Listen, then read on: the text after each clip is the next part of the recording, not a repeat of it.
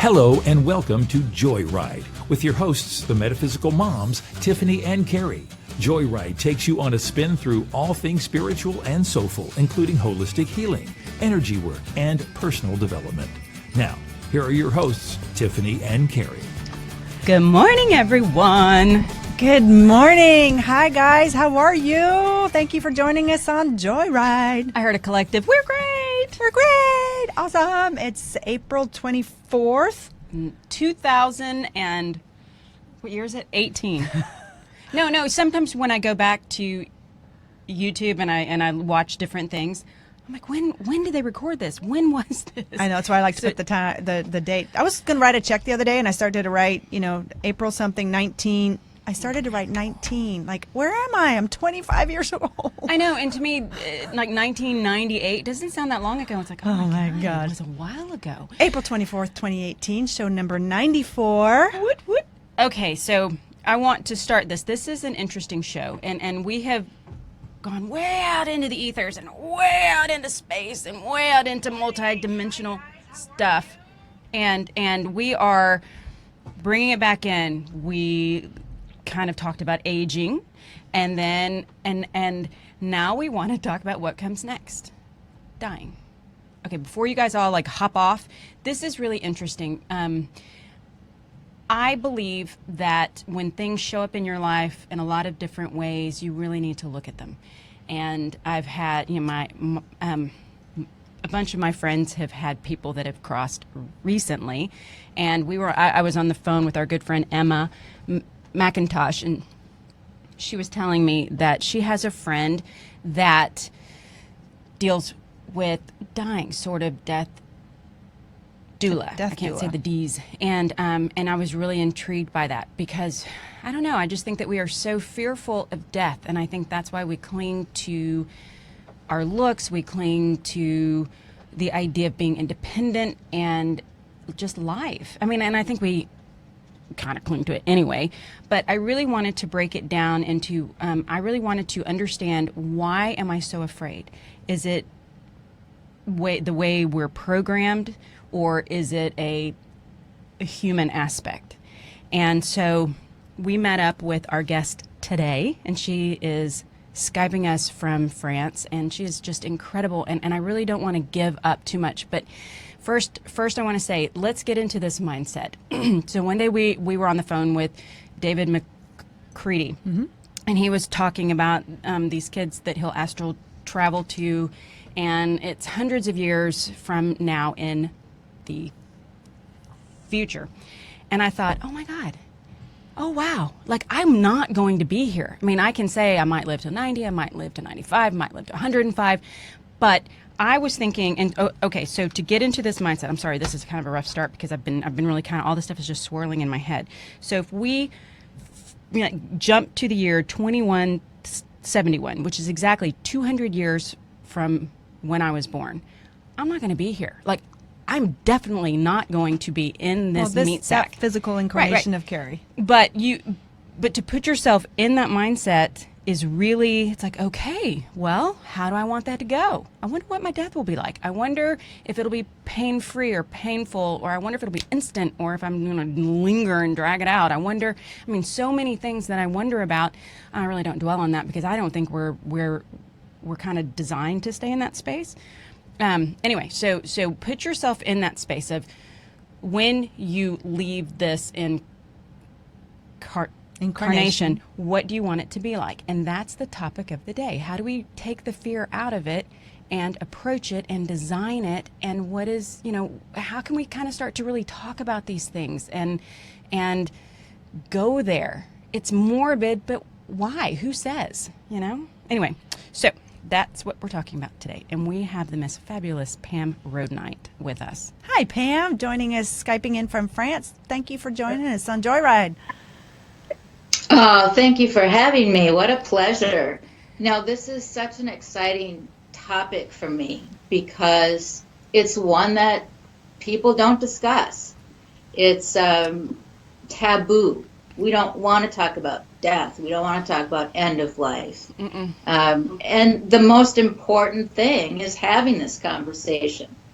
And have it with your family, your loved ones, your friends. Have it first with yourself, really. Right. What is my end of life going to look like? And I'm here not as a doula. A doula is more of a medical person. And I'm not that. A doula is associated with birthing of babies originally. And now there's death doulas or end of life doulas. And they're the same. Just as in giving birth, the end of life doula is there to give spiritual and emotional support. We're lacking this kind of support at end of life.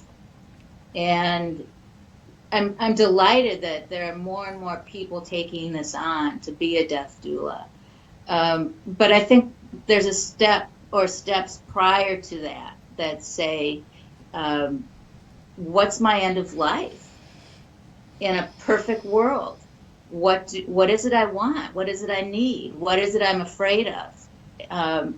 I'm here more, not so much at the very end to hold your hand and be the death doula, but to give you an opportunity, to give people an opportunity to discuss end of life, to discuss what they need to. And that's the thing. I was talking with a friend of mine, and her mom is very sick, and she's stage 4, but she's talking about the next treatment, and she's older, she's in her 80s, and she's talking about, I just like trying to keep her in that space of being up and being excited instead of, and it's not up to me to say, but I knew that I couldn't bring it up with her. I couldn't say, well, and actually the only way I knew to bring it up was to say, how is she?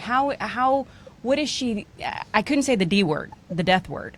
And right. But I guarantee you her mother is thinking about it nonstop, because I know with my small brush, I thought a lot about what would life be without me? What about my children? What, would they have a new mom one day? You go there, but not to be able to get that out of your head and talk about it is so sad, because people don't want to go there. They just can't go there.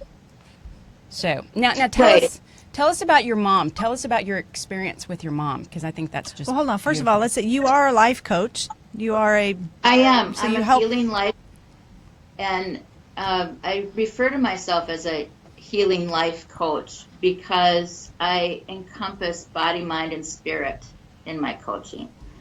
And part of life is end of life.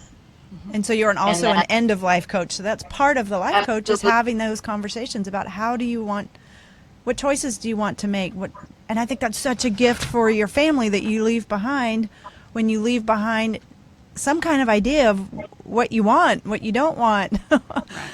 Because often people are left with I have no idea. And there's often not a consensus within the remaining family of what you should or shouldn't do with religious and cultural, And that can split a family up. It can be a mess. And it's not just the material things. I'm trying to let you talk. Sorry. Jump in there. No, that's great. No, I think, I'm giving people the opportunity to consider, think about, and plan what is the best way to die. If you have time, if it's at your end of life and it's a natural time, your body is ready. What's your plan? What is it you want? What is it you need? And go from there and have those things in place and have that discussion with the people that will be with you at the end of your life. I think how I want to die, I want to die pain-free. I want to go into a sleep without pain. I want to have my dignity. I want my loved ones to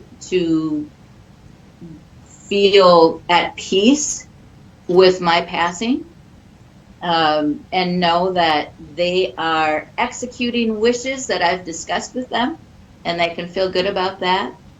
And there can be joy, and there can be laughter, and it can be a happy time rather than a frenetic, stressful, sad, terrible And I'd love to see that shift. And I think that shift can happen if families are open and discussing their end of life plan.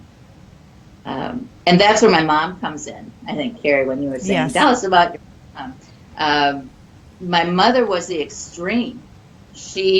And I'm not suggesting anybody go to this extreme, but it was something she was teaching us to carry on the message. And she was obsessed with her death most of her life, probably when she turned 40, and was traumatized by turning 40. And I remember her saying to me, oh, I don't want to get old. I don't want to get old. But I have to, because I want to see my kids grow up. I want to see my grandchildren. And she had this real struggle with, I'm going to die one day, and I know this. And what happened in her struggle was she found her empowerment in planning her death. She became stronger about discussing it, facing it, looking at it, because she talked about it and she made plans, and she made sure that everybody knew exactly what she wanted and what she did not want. And again, to the extreme, she discussed it frequently. And we were like, shut it down. But we knew. So fast forward, when she came to that end of life time, we all knew exactly what her wishes were and what she wanted and so forth. And she said there was a 2-week period of time in the last several weeks of her life where she said, this is the best time of my life. And why was that? Why was this the best time of her life? Because everything she had planned was unfolding. And that was so enriching for her, and so powerful and so meaningful to see everything come to fruition. And what that gave her children and her grandchildren and her great-grandchildren was such peace and serenity. And we were able to birth her into death in a dignified, funny, light, go mom way. And it was wonderful. And so the lesson there, what became crystal clear to me was, no one else is doing this that I know of. I was with the hospice care medical team, and they were fascinated by this interaction that our family was having, how open we were, how we weren't afraid. And we ended up, I think, consoling the hospice team more than they were consoling us, because they had never seen a family so accepting. And again, that was an affirmation to me that there's a real need for this. And from that need, I want to provide the opportunity for people to maybe speak what it is they're thinking, but don't have a place to converse about it. Don't have a safe place to have this conversation.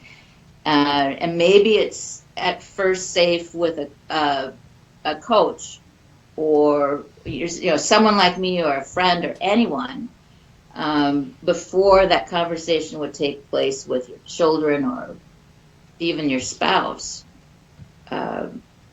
It's providing that safe place to be able to do that. We don't know how to die. We don't know. We don't want to let go. We want to live forever. I'm seeing your And- Journey of Souls and Destiny of Souls book behind you. you. So Yeah. we know that you live forever. It's just, we know this incarnation is going to end as it's supposed to. Yeah. But Yes. yeah, getting comfortable with the idea that we're going to pop in and out of different bodies, and that planning for the end of this one, yeah. Well, it is. Okay, so let's go to that. Why do you think, again, I have all my little stories, but I was at the park one day, and this mom of 2 young boys that I kind of knew of was at the park too, and we were by ourselves, and we happened to be there with our dogs, and she doesn't have hair, and I know she's very sick, and we talked about it. I mean, it just like, what do you think? And I guess because I didn't know her, I could bring it up. But, it was awkward. Why is that? I mean, why is it? I mean, nobody gets out of here alive, yet we want to pretend that, that we do. So why do you think that is? I have this, it's like an estate planning book, and the page says, in the event of my death, and Like then you it have might all not these happen. questions, like that's an option? In the event that I die. I just think that's kind of funny. Sorry. But why Not are will we? be beamed up. But not all cultures are like this. No. Many cultures, death is celebrated. It's part of the cycle of life. I mean, this is, I don't know if it's just the Western world, but that seems very at odds with how the reality of life is. But think about it. I mean, what do we see on TV about this stuff? We always see, ghouls and goblins and zombies and death and apocalyptic, and it's all dark, fear-based. Charles and I just started watching the next Westworld, which is really well done. I'm like, dude, tap me out. I'm done. I'm tired of just the graphic, gruesome way that death always is portrayed. And no one ever talks about the folks that just go to sleep or drift off. We just had Barbara Bush's funeral here in Houston this last weekend, and that was actually a She pretty chose. beautiful display of life. And, her son was like, don't worry about us. We're good. She believed in an afterlife. She's fine. We've got all these great memories. It was funny. I thought it was a very beautiful display of, so I don't know how much they planned. Obviously, she knew that she was getting sick at the end, but I think go ahead. Yeah, that's an excellent example that the Bush family gave the USA of, whatever their belief was, they found comfort in their belief. And, not everyone believes in an afterlife. And I think, I certainly do. I was raised to, and I've experienced that. So it's understanding, what do you believe? Every individual has a different belief and a different, idea. But the bottom line is, whatever you believe, whether afterlife or, dead as a doornail, lights out, that's it. It doesn't matter. We all have that end of life. Yeah, but that's pretty darn scary if you don't believe. We all have that. I mean, if you think and so. See, but that I think that is part of my thing, is that on this journey I've moved from "should I hope so" to "I know." Yeah. And when you know, Right. and you've seen it, I mean, I've watched both of my grandmothers cross. I've had just the honor of watching it, and they both held on way longer than they even realized, because I think they were popping in and out, and they both went, "Oh God, really?" That's what I was, because you don't feel it at the time. And I do believe that they kind of pop in and out. And it is, but I can't imagine, or yes, I guess I can, how scary it is if you don't think, and it's that pivotal, it's sort of like birth. Well, I mean, it's exactly like birth, but it's sort of like birth in that we get pregnant, or we really, really, really, really want babies, and we know one day it'll happen, and we know, and we envision the baby being home with us, but we don't imagine the actual transition. And I gotta tell you, on that note, nobody ever tells you what is happening. I mean, nobody really, until you're pregnant and you're locked in. I mean, you're like ready to launch. Then they say, well, there are these different things that may happen to your body, but you're already there. So that's You're what I on the love roller too. coaster, no getting off. Yeah, you're on. But that's what I love that you're doing. And you were telling me that there are very much, there are things your body does during the process that everybody does. I mean, like everybody does. And this is a kind of either an old age or a natural health decline thing. Right. This is, I mean, our hearts are with Toronto right now. You guys have just been through another massacre, and those lives are just, 1 minute you're here and the next you're gone. And it's that this is not the conversation we're talking about here about Or young, yeah. But it still applies in communicating with your family of what are your wishes? What would you like to have have happen in the event of an early death, either from an accident or you're killed.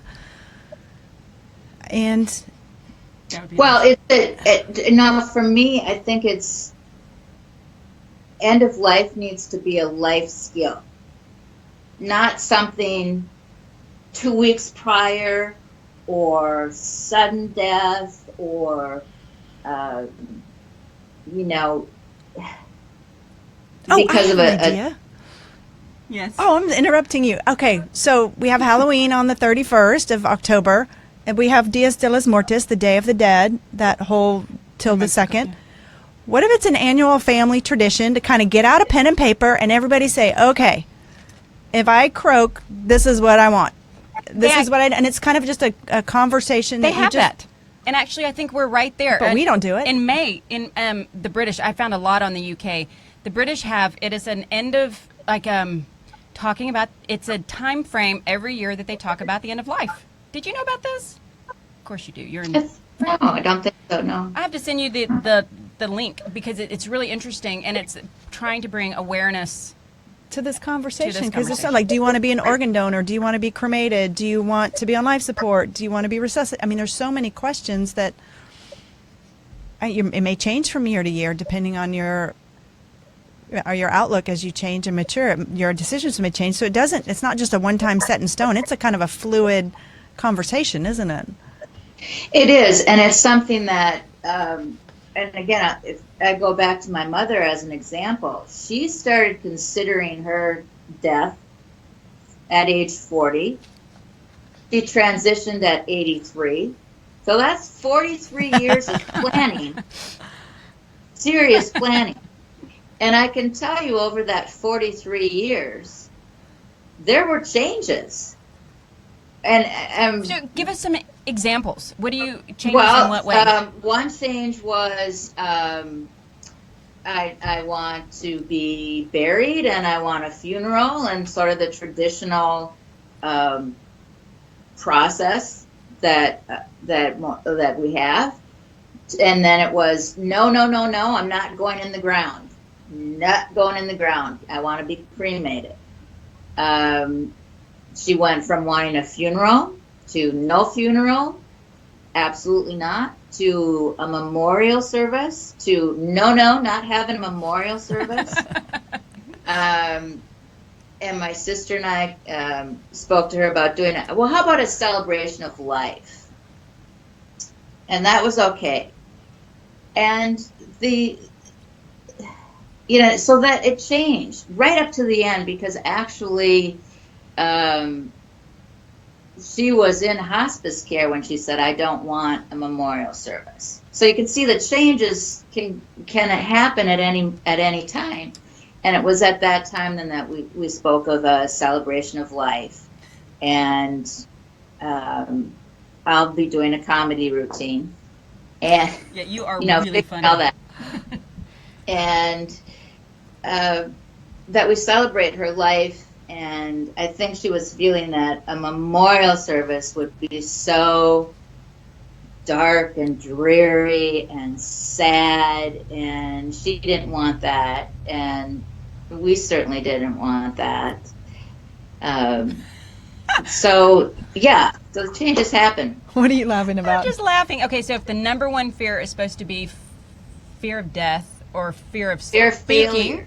Fear of failure. Fear of failure. Like public speaking. Yeah. So public speaking, and then fear of death So is number. funeral and public speaking, you would rather be in the coffin than public speaking. I'm wondering how that works. I don't know. I was just playing with that.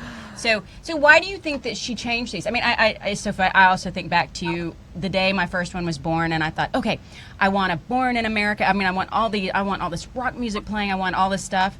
And the day of, I was like, don't touch me, everybody. I mean, you think you know what you want when you're in this state, but then when you're in that state, things always do change. And by the way, I want happy. If I croak tomorrow, totally. I've already picked out my music. Have you really? I have already picked it out. I have it written down. Oh, and my dad has this idea, and it comes from my grandmother writing me, and I thought it was my grandmother that just passed. And Mike said, my stepdad, he said, oh, that is such a great idea. So you write all these different things with no return address, and you give it to someone to mail after you die, like for the next 20 years, someone will receive a birthday card or $5 and things are going really well here. Can't wait to see you. Wouldn't that be funny? Yeah. I know. Yeah. There's all kinds of things you can plan on if you think ahead, right? We plan our vacations. We plan, for regular things. We don't. It's just something that we don't plan. Biggest thing that happens in your life you don't plan for. But there are so many variables. Okay. Also, I wanted to tell you that in doing my research for the show, there are reasons that we are afraid. Also, external stimulus. So for example, there is this thing called it's like the terrorist. We fear death. Okay, hold on a second. It's like this. Oh my gosh, they're going to get you. They're going to drive the van into the crowd. They're going to bomb our buildings. You need to vote for me. And I know that when you turn on the news, there's so much fear, and so no wonder we're also so afraid. But fear, I think, is the number one driver to making us do what maybe we would not have done otherwise. And so I think that overcoming that and starting to look at why we fear this and why, I know at one point when you and I were talking about your son, I didn't want to bring it up. I mean, it's like I didn't know her very well at that time, and I remember one day you and I were on a walk, and I was saying something about a child that had passed, and I remember looking at you, and I started to cry, and I was like, I'm so sorry, I shouldn't have brought that up. And you're like, but why? And it does go back to that. So can we talk about some of the, like how to overcome some of these fears and the awkwardness? Or have we been doing that? We've been doing that, but Well, I want to hear what you have to say. I mean, as I said before, the most important piece here is having the conversation. And why are we afraid? We're afraid because we're not empowering ourselves with making decisions about our own end of life or someone else's end of life. Therein lies the fear, in my humble opinion. Public speaking, it's a fear if you've not done it. And you're going to speak in front of hundreds of people, perhaps, for the first time. Why are you afraid? Because you have not done it. Right? Yeah. And you practice it, and you maybe take classes and etc. to get confident and rehearse. And no, we can't rehearse end of life or practice that, but we can be empowered and eliminate some fear by having the conversation. But is it really the fear about that, or is it the fear leading up to that? Like I remember when I asked Charles, I said, "Do you think if something happened to me, would you get a new wife?" And he's like, "Oh, it's like, honey, you're not going to get in trouble. I'm not. There isn't a wrong answer here because I would want my children to have a mother, and it is." But he didn't want to go there because he thought it would upset me, and so but backing up. Because really, a lot of what we're discussing is what happens after we're gone. And frankly, I don't think I'm going to give a shit. I mean, what they do with my carcass is not, I don't really care. But backing that up, it is, do you pull the plug? Do you not pull the plug? Is there a DNR? I love what you said about your mom with the mask, with the tape, with the painter's tape. That was awesome. But it's moving, and we'll talk about that. But it's moving into that. It's almost like the fear is really before you're diagnosed. Right. Exactly. Or you know how exactly how you're leaving. Exactly. My my stepdad passed away, and sudden heart attack, and we found a partial will. It wasn't executed, so it had to go into probate. And thankfully, everybody went, and all the siblings, everybody was fine, and we all divided it evenly and all that easy stuff. But I had asked him, so I speak to him through a medium all the time, and I had asked him, like, what do you want us to do with your ashes? Like, do you have a preference? Because it wasn't written. We don't know. And he's like, no, it's for you. Whatever you guys want to do that you feel honors me is what I want.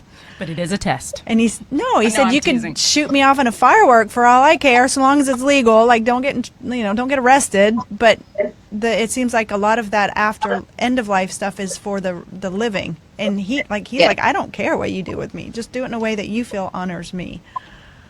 Because that's what I cared about. And I just see my sister's left a comment on Facebook here. Move through with love, the antithesis of fear. Yes, that's exactly. Well, hi. Well, let's say a quick hi to our friends. We've got a lot of people joining us on Facebook. We've got Emma and Carrie Mina and Sarah Kajawa. She's also a medium, and so this is kind of a topic of hers that she talks about, helping people understand death. And she helps communicate with people who are unconscious in that maybe end of life time to try to help communicate with their family members this conversation. Well, did you see what she posted today? No. It was beautiful. Sarah, well done. The woman, I'm sorry, I don't know her name, that died on the Southwest flight. Yes. Check out Sarah Kajawa, her page, because she popped in with Sarah this morning, I believe.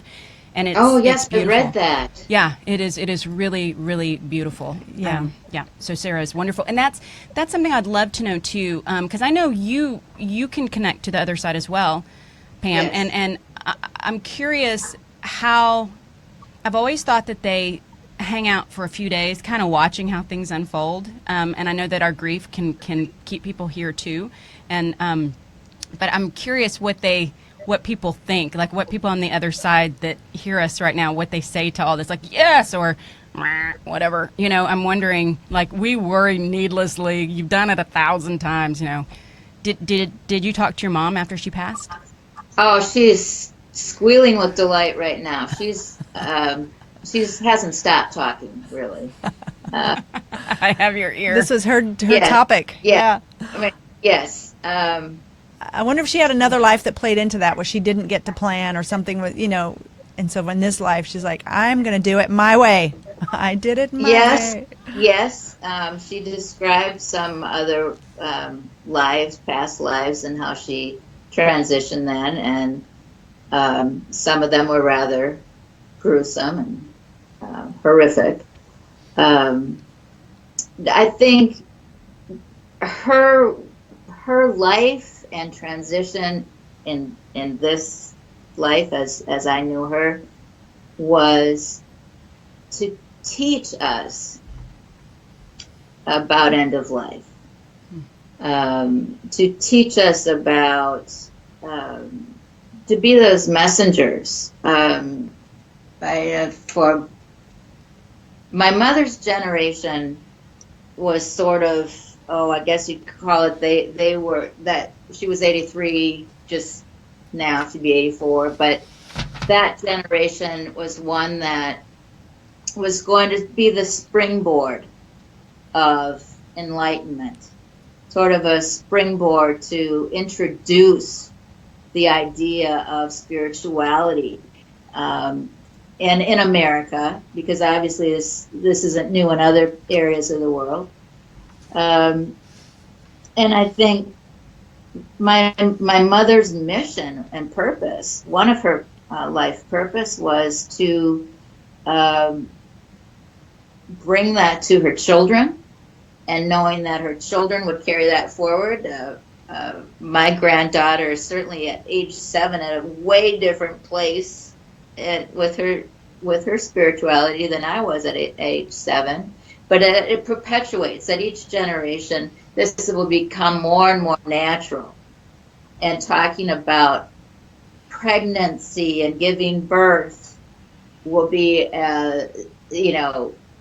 think of how that's transitioned over the years. Yeah. Was it I Love Lucy? They couldn't use the word pregnant? Really? Yes. Look how far we've come. I know. Or Live birth. No. So again, I'd like to use that analogy of birth and pregnancy, because we've made progress with that in my lifetime. We can say, I'm pregnant. We can say vaginal birth. I mean, all these things that were right. And so now we're opening up that we're going to talk about death, and maybe it's too difficult to start with my own or a loved one, but just the topic. And there really is a difference from end of life to afterlife. Yeah. In what way? Well, because in our physical being, we will all experience an end of life. Okay? And we all agree on that. Just like, we all came in the same. And we'll all lose our body, this body. The difference is what we as individuals perceive from death on. Mm-hmm. What does death mean to you? What is an afterlife or not? That's a whole other topic. And we keep missing that one sort of end of life piece, or people will say, when I'm gone, I don't care what you do. I think you were saying that, Tiffany, or just I'm out of the body and I'm good. Carry on. That's one part of it. But what were you saying, Carrie, about what about my kids? What about my husband? How, where's my family fit in? Again, you're talking about after you've transitioned. Yeah. Do you have any wishes about that? Yeah. It's a very different, and perhaps there's more fear for people about the after than there is in the end of life stage. Yeah, different conversation. Or the terminal stage that we might end up being. Having that living will in place, having a medical executor in place. And that's different than the will's executor or the estate executor. Yes, the living will identifies what you want should you physically not be able to make a medical decision for yourself. And I often use that example of, if I'm in a coma, I'm not able to communicate, pull the plug. Right. Or leave it in. Leave it whatever it is. Or call a medium and say, ask me what I want. Call Sarah. Call Sarah. Or Emma. Yeah. Or Nora. Emma. So, so I want a medical executor that is going to be, that knows what my wishes are and can speak for me if that should happen.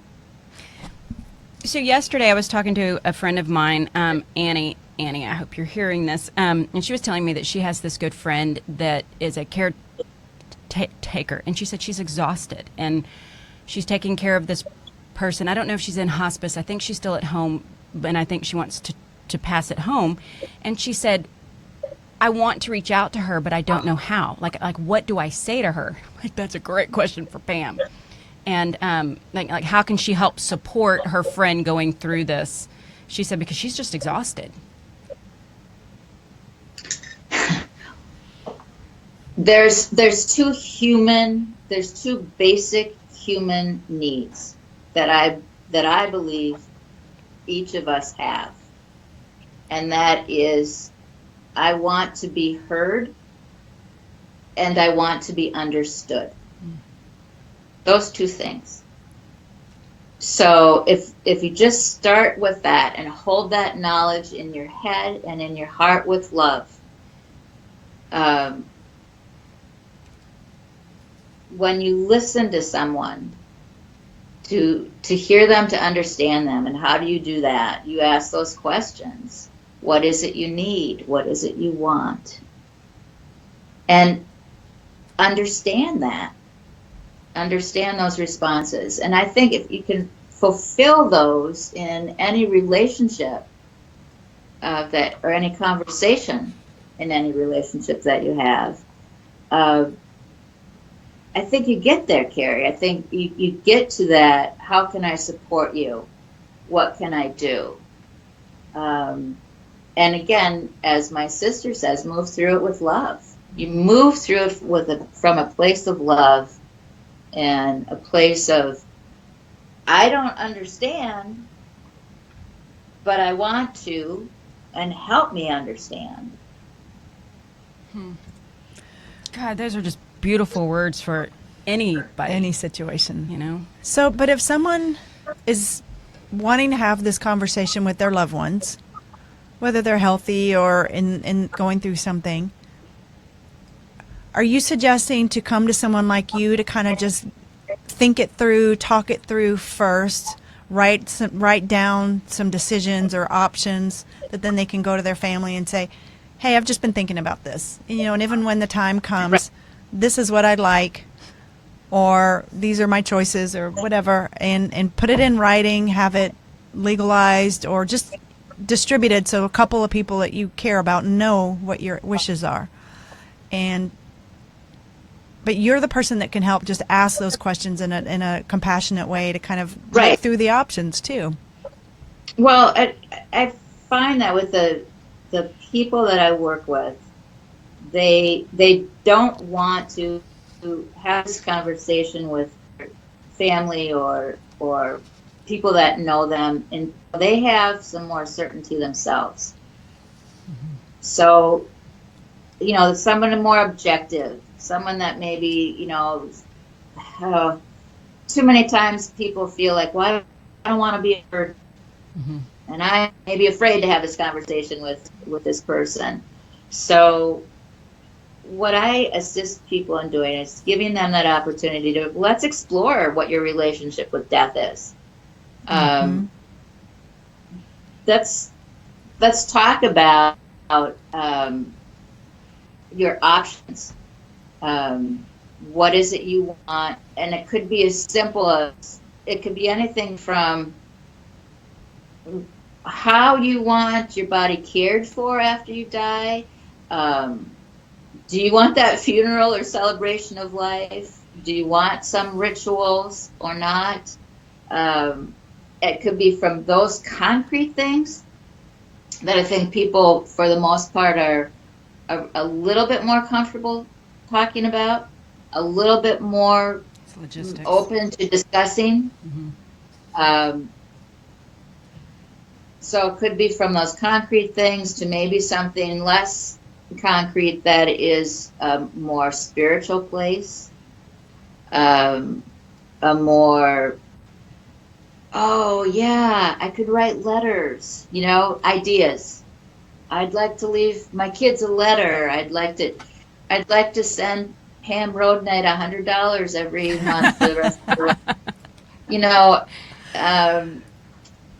yeah, so getting your ideas and thoughts and options clear and having those discussions with somebody privately. So how do people contact you, Pam? I've got a Facebook page, Pamela RoadKnight, Healing Life Coach, or email, PamelaRoadKnight@gmail. Either way, I'm online all the time. We'll put her links on, by the way. Yeah. Send me a message. My appointments are on Skype or phone, so I can be anywhere. That's the beauty of the internet, the worldwide, and it's I feel like it must be very empowering to kind of have that out of the way. I think that would feel good to me. I'm gonna do this. I mean, I have a will, but I don't think I've gone into the detail really thinking through all these decisions. So I'm gonna do this. I think it would be a nice thing to have my family not have to worry about. Right. Yeah. I don't know. It's empowering. It's It very feels empowering. And I saw that with my mother. I saw over 43 years. It's a long time. I saw her become more and more empowered as she became more certain of and more clear about what she wanted and what she did not want. It was a huge blessing and a huge gift that what she planned was able to come to fruition. We don't always have that. But if you have the most basic things in order for your family, your loved ones, it's just so much more loving for them as well as for yourself. See, I'm going to be like, call one of my medium friends, and I'll just dictate to you what I want. So if I forget any detail, don't worry about it. Call Here's Emma. their numbers. Yeah. They'll tell me. Right. Well, it is again. Right. Okay, so I've said this before, and I think you and I spoke about this, Pam. Barbara Marciniak, I don't know if I'm saying that right. She talks about, I don't know where I found this. It was on YouTube somewhere, and she said, go in and mentally create the perfect way that you want to go. Do you want to be at peace? Do you want to go quickly? Do you want to go, do you want time so that you can wrap things up? What do you want to do? And how do you want it to look? Do you want to kind of be on drugs at the time? Try to mentally create that. But I think also, I'm going to keep going back to why we don't talk about it, but there is this piece of law of attraction, and if I'm sick, I can will myself to get better. And if we talk about dying, then I am just giving up.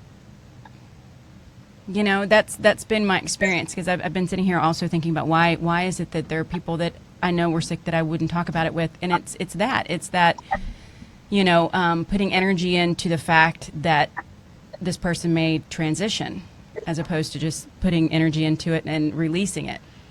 Maybe that's it, is that you can just release it.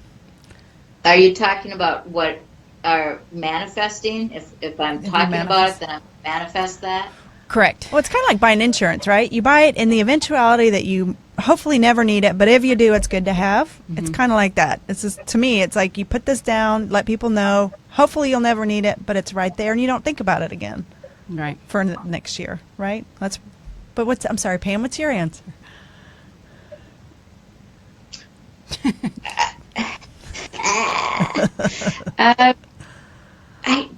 In a way, I think it's very individual. I would just go back to what is it I need or want at that time, and I want to make sure that my children and my grandchildren, I'm saying that plural, I only have one now, hint, hint. No pressure. No pressure. That my children and grandchildren Speaking of getting pregnant, are that they're not sobbing and this is horrible, sad, and no. I think I want much more of a celebration, and I'm much more joy, and so it's maybe making that shift of how we feel about death. Go ahead, sorry. Yeah. I went to my friend Jody's mom's service, and it was a celebration. It was all day. There was food. There were bands playing. People were just getting up, telling funny stories, slideshow of her amazing life. And it was like, wow, what an honor to have been part of that life. It was just so beautifully celebrated. That's so I was like, cool. That's what I want. Who actually put that together? Jody did. Jody did, but did she talk with her mom about it? Yeah, and especially in that time of grief where everybody, whether it's a shock or whether it's something you knew was coming, there's that just grief of the loss, the physical loss of someone that almost everybody has to go through to some degree or another. And so to try to make these decisions in the midst of that, it just is so hard. You know, it's so hard. It's and make it more difficult if you don't have a clue.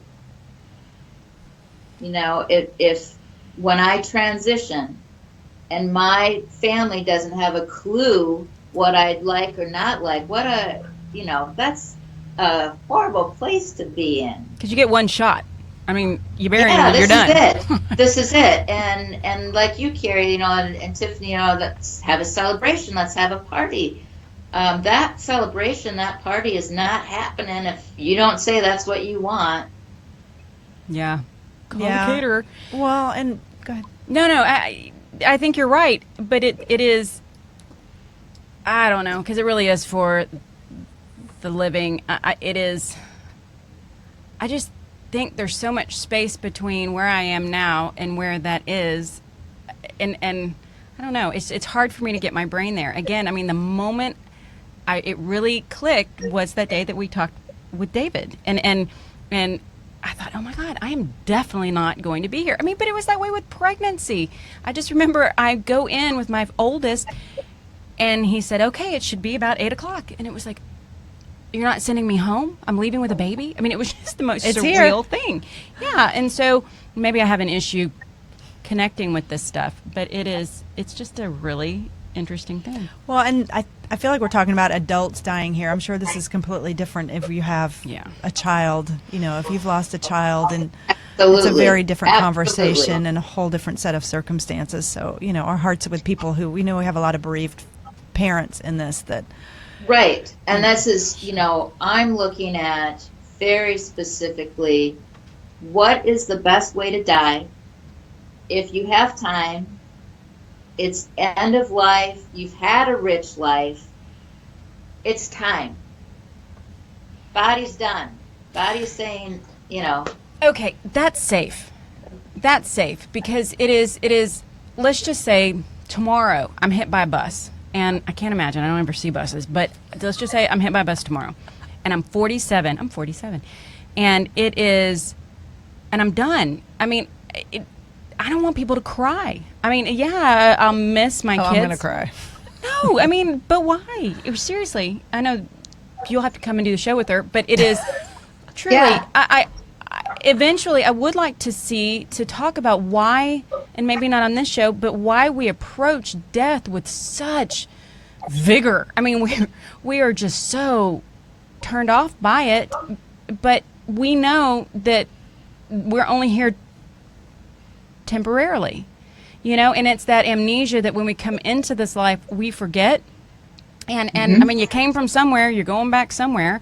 And I don't know. I view it differently. And yes, I've not met people, I have not lost folks close to me. A couple, yes, but they weren't super close.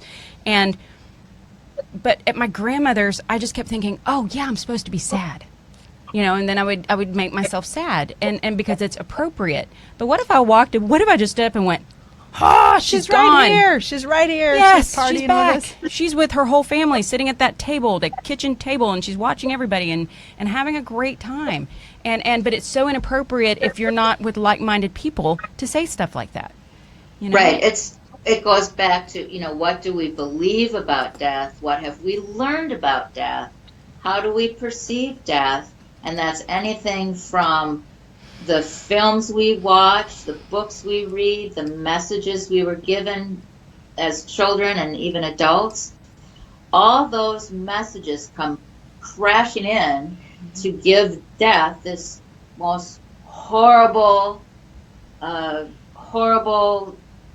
fear-inducing. Fear and don't want to have. That's not happening. Not happening. Not happening. It's happening. People say, well, if I die. Interesting. I take a breath. Yeah, interesting. So it just reiterates to me the great need for that opportunity to talk about end of life, to talk about the joy. There is joy. There is humor. And consider this: if for those listening that do believe in an afterlife and do believe in carrying on, what's the number one thing Spirit says to us? Tell my family I'm okay. Mm-hmm. What's the number one question? Is my grandmother passed, my mother passed, my daughter passed, somebody passed. I just want to know they're okay. Right. And the answer 100% of the time is yes, I'm okay. You all are struggling in your, human existence. We're okay. Yep. Always. And they often say, "Don't remember me on my, on my deathbed, and let go of the burdens and guilts that we're carrying around. We're good. It's all okay." Right. And, to go to that, that's such a fantastic place to go to in our human existence. If we carry that enlightenment with us of my spirit family is more than okay, and not only are they okay, they're guiding me, and they're with me all the time, and how awesome is that? Yeah, I have a friend. I do EFT work, and she's a fellow EFT practitioner, and her young daughter got diagnosed with leukemia, and she had to tap through that wave of, she mentally went all the way through to bury her child, and all the feelings that surrounded that, and did the EFT work to clear herself of the fear of that. Obviously, it would be terrible, but she cleared herself of the fear of it so she could be present in the moment, and her daughter's totally doing fine. She's gone through all the radiation and chemo, and she's doing amazing. I mean, she's several years in recovery now. So she cleared herself of the fear of her child dying so she could live in the present with joy. You do that. So yeah, I've had to do that too with my children, just the fear that they won't be here, I'll be guilty or responsible. It's like, it's not even happening. Just let it go. The fear of the death. It's almost the fear of having to walk through that grief. The fear of having to walk through it. And not to undermine how difficult it is to walk through it, but it changes the perception of it a little bit, at least. That's just another tool I'm going to throw out there, the EFT, to kind of clear your fear of death or your fear of somebody else dying, or what that means, so that you can remember that you're here in every other way except physical. Well, that's what your guys have told you. Yeah, and that's so wonderful. And that's exactly, what I hope to get out here, Tiffany, is that there are tools. Mm-hmm. There's so many tools and so many different ways to meet the needs of individuals. Yes. Energy work, EFT is fabulous. Depending on the individual, but these modalities exist. Yeah. If we can get the conversation started to lead you to it. Exactly. Exactly. That's the most important thing, is that conversation. And those conversations will take that individual to where it is they need to go for themselves. I'm so glad you're doing this. I know. Oh, thank you. It's my calling. It really is. And I think your mom passed the baton to you. Yeah. She did. She was, and actually started at her end of life. We had that conversation, and she said to me, Pam, you've been quietly healing people your whole life. Now is the time to shout. Shout it. And that's so I do that, and she's helping me. Sometimes I have to tell her to, bring it down a notch. But absolutely. Well, thank you for coming on today. We were trying to think of names to call. You're like a death designer or Death by design. Death by design. We're trying to think of all these cool ways, because we're trying to approach it with that light and that love, and it's part of us. It's part of all of our conversations. So. Well, thank you for coming on today. I can't wait to see what you do with this. I mean, it's going to be really cool. Thank you for joining us. If you're on Facebook or YouTube or podcast, we so appreciate you being on the Joyride with us. I'm Tiffany. And I'm Carrie. And we're the Metaphysical Moms. And we'll put all the links to everything on our website, joyrideshow.com, on how you can get in touch with Pam to have your own conversations. Pam RoadKnight. Thank you, dear. ROAD. Thank you so much. Bonne nuit. Au revoir. Thank you. Merci beaucoup. That's good. There Good you job. Taboos are free.